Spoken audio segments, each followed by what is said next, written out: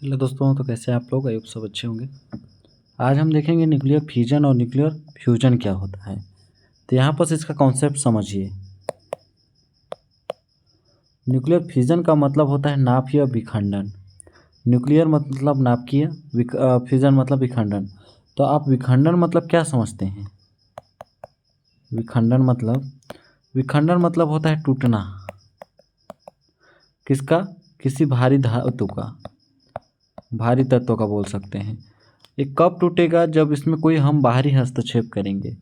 जैसे हो गया आपका कोई भारी धातु यहाँ पर से, इसमें यदि हम कुछ एनर्जी प्रोवाइड करें, मतलब कुछ कहीं से कुछ अटैक करें, तो यहाँ पर जब हम न्यूट्रॉन्स का बम्बारमेंट कराते हैं, तो यह हल्के दो धातुओं में टूट जाता है। यही होता है आपका न्यूक्लियर फिजन। इसका भी डेफिनेशन भी हम देखेंगे, बहुत अच्छी तरीके से आपको एक नोट मिलने वाला है अभी। ठीक। दूसरा होता है न्यूक्लियर फ्यूजन, मतलब नाभिकीय संलयन। संलयन का मतलब होता है आपका जुड़ना। ठीक। ये कब जुड़ेगा? जब दो धातु आपस में जुड़ेंगे तो एक भारी तत्व का निर्माण करते हैं। विखंडन में भारी तत्व दो अलग अलग मतलब समान धातु में टूटता है। ठीक। और संलयन में क्या होता है? जो समान धातु मिलकर एक भारी तत्व का निर्माण करते हैं, उसमें भी एनर्जी रिलीज होती है। ठीक। उसमें भी क्या क्या मिल सकता है वो भी हम यहाँ पर देखेंगे। तो ये हो गया आप लोग का नॉर्मल सा नाभिकीय विखंडन और नाभिकीय संलयन। तो इसको हम जब डेफिनेशन के थ्रू देखेंगे, यहाँ पर देखते हैं डेफिनेशन के थ्रू। ठीक।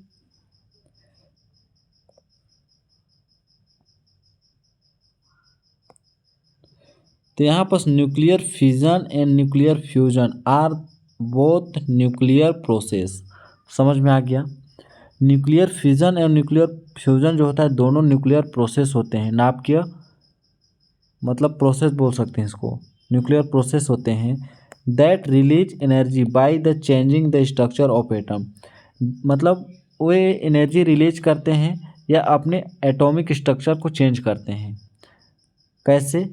Fission split heavy atoms into lighter ones. यहाँ पर क्या बोल रहा है? फिजन मतलब हो गया स्प्लिट हैवी। स्प्लिट मतलब होता है आपका टूटना, वही। ठीक। हैवी मतलब हो गया आपका कोई भारी तत्व। समझ गए? हैवी तत्व मतलब भारी धातु। इनटू लाइटर, लाइटर मतलब होता है आपका छोटे, छोटे या कम बोल सकते हैं। ठीक। भारी से कम लाइटर वंस में टूट जाते हैं। एंड दूसरा fusion combine light atoms. Combine मतलब होता है छोटे छोटे एटम्स मिलकर एंड इनटू ए हाइवर ऑन्स, मतलब इसका मतलब भारी तत्व का निर्माण करते हैं। आप अगर यदि एमएससी में है तो इंग्लिश में ही लिखिएगा, ज़्यादा मार्क्स मिलने के चांसेस बन जाते हैं। यदि हिंदी मीडियम से तो समझने की कोशिश कीजिएगा। Nuclear fission and nuclear fusion are both nuclear process. समझ में आ गया इतना। दैट रिलीज, वे एनर्जी रिलीज करते हैं by changing the structure of atoms, मतलब अपने स्ट्रक्चर, जो भी तत्व होता है अपने स्ट्रक्चर को चेंज करते हैं। ठीक। फिजन स्प्लिट हैवी, फिजन में क्या होता है? स्प्लिट हैवी एटम स्प्लिट होकर लाइटर एटम्स में कन्वर्ट होता है, दो छोटे छोटे तत्वों में कन्वर्ट होते हैं। ठीक। एंड फ्यूजन में क्या होता है? फ्यूजन में कंबाइन होकर लाइटर जो छोटे छोटे तत्व है कंबाइन होकर एक हैवी एटम्स का निर्माण करते हैं। ये हो गया दोनों में डिफरेंस। ठीक। अब यहाँ पर एक एक करके देखते हैं कि न्यूक्लियर फिजन क्या होता है। इसके और भी टॉपिक बन सकते हैं। A neutrons collide with a heavy atom, मतलब मैं बताया ना, कोलाइड्स का मतलब होता है उससे टक्कर मारना। तो हैवी एटम हो गया आपका ए। ठीक। ये हैवी एटम हो गया आपका। ये जब इसमें हम न्यूट्रॉन्स की बम्बारमेंट कराते हैं, तो आपका किसमें न्यूट्रॉन्स को बम्बारमेंट करें तो स्प्लिटिंग इनटू टू और मोर लाइटर एटम, स्प्लिट होकर वहाँ दो या दो से अधिक लाइटर एटम में कन्वर्ट हो जाता है। मतलब इसको बम्बारमेंट कराएं तो यहाँ पर आपका दो कन्वर्ट छोटे छोटे एटम्स मिलेंगे और यहाँ पर 3 न्यूट्रॉन्स भी आपके बाहर निकलेंगे। यह कहाँ पर होता है, क्यों होता है, उसको भी हम देखेंगे अभी। ठीक। यहाँ पर हम बस एक एक पॉइंट को क्लियर करा रहे हैं आपको।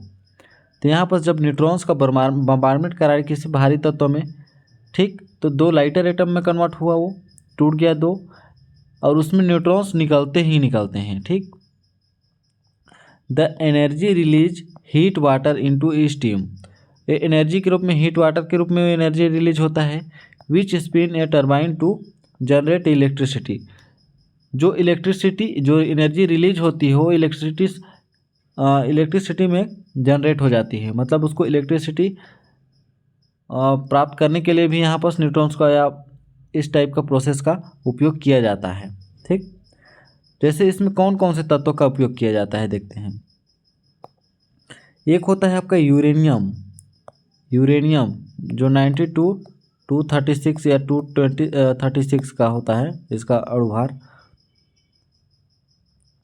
इसके लिए यूरेनियम एंड प्लूटोनियम का are commonly use for fusion reaction. इसके लिए क्या क्या यूज किया जाता है आपका, यूरेनियम एंड प्लूटोनियम को। ठीक, fusion can be use the create a nuclear weapons.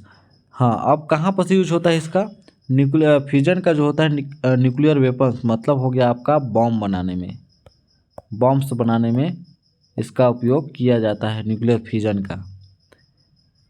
ठीक, fusion produce radioactive waste, मतलब ये फ्यूजन जो होता है आपका मतलब रेडिएशन प्रोड्यूस करता है।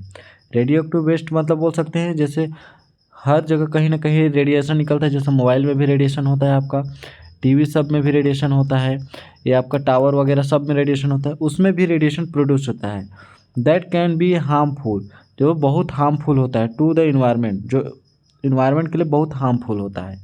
जैसे आप देखेंगे बम विस्फोट होता है, जैसे नागासाकी, और कोई देखे होंगे बम विस्फोट, तो वहाँ पर जैसे बम का जो साउंड होता है तो ज़्यादा नहीं होता, लेकिन उसका रेडिएशन जो होता है इतना हार्मफुल होता है कि एक झटके में किसी को भी नष्ट कर सकता है। वही होता है ये न्यूक्लियर वेपन्स बनाने में न्यूक्लियर फ्यूजन का उपयोग। समझ में आ गया न्यूक्लियर फ्यूजन का मतलब। इसके बाद हम देख लेते हैं फ्यूजन का मतलब कि न्यूक्लियर फ्यूजन क्या होता है।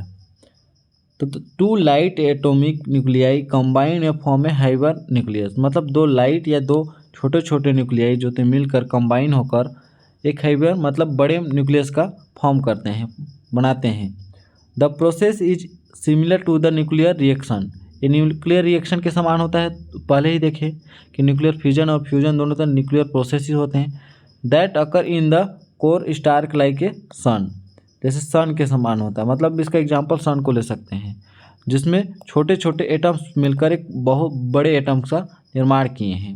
ठीक, fusion is a consider a safe reaction but is a difficult of achieve on the earth, एक रिएक्शन जो होता है आपका कोई हार्मफुल नहीं होता है।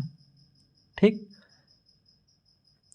यह हार्मफुल रिएक्शन नहीं होता है, लेकिन अर्थ से डिफिकल्ट होता है। ठीक, fusion could generate more energy, ये भी आपका एनर्जी रिलीज करता है per kilogram of fuel than fusion के लिए। यहाँ पर फ्यूजन से ज़्यादा एनर्जी लगता है किसमें, फ्यूजन में, पर किलोग्राम ज़्यादा एनर्जी फ्यूजन में आपका यूज होता है। ठीक, रिलीज होता है मतलब बाहर निकलता है। इसके बाद इसका एग्जाम्पल देख लेते हैं। इसका एग्जाम्पल हो गया, जैसे आप फ्यूजन को देखिएगा तो यहाँ पर देखिएगा एरो के इस निशान को, ये आपका ट्राइटियम जो होता है, ट्राइटियम और ड्यूटेरियम जो मिलकर एक बड़े कंपाउंड का निर्माण किए हैं। ठीक, जिसमें आपका एक हीलियम बना है और न्यूट्रॉन्स बाहर निकले हैं। ठीक, यहाँ पर समझ में, इसमें एनर्जी रिलीज भी हुआ है। इस सन का एग्जाम्पल लिख सकते हैं। लेकिन यहाँ पर देखिएगा यूरेनियम 235, ठीक, ये आपका हैवी एटम हो गया। जब इसमें न्यूट्रॉन्स का हम बम्बार्डमेंट कराएं, न्यूट्रॉन्स का हम क्या करें, बम्बार्डमेंट कराएं, यहाँ पर N01 का न्यूट्रॉन्स का जब हम इसमें अटैक कराएं तो ये दो हल्के एटम में टूटा। इसके बाद 3 न्यूट्रॉन्स और प्रोड्यूस किया, 3 न्यूट्रॉन्स। फिर ये न्यूट्रॉन्स किसी यूरेनियम पे अटैक करेगा, फिर ये दो हल्के एटम में टूट जाएगा। ठीक, इसके बाद यहाँ से भी 3 न्यूट्रॉन्स निकलते जाएंगे। इसी प्रकार इसमें भी 3 न्यूट्रॉन्स निकलेंगे जब अटैक करेगा, तो इसको हम देखेंगे अभी। ठीक, तो जब एक क्रिया प्रोसेस आगे चलते रहती है तो यही होता है आपका न्यूक्लियर चेन रिएक्शन। आपको इसको समझने की देरी है, आप इसको अपने से लिख सकते हैं, सिर्फ समझना बहुत ज़रूरी होता है।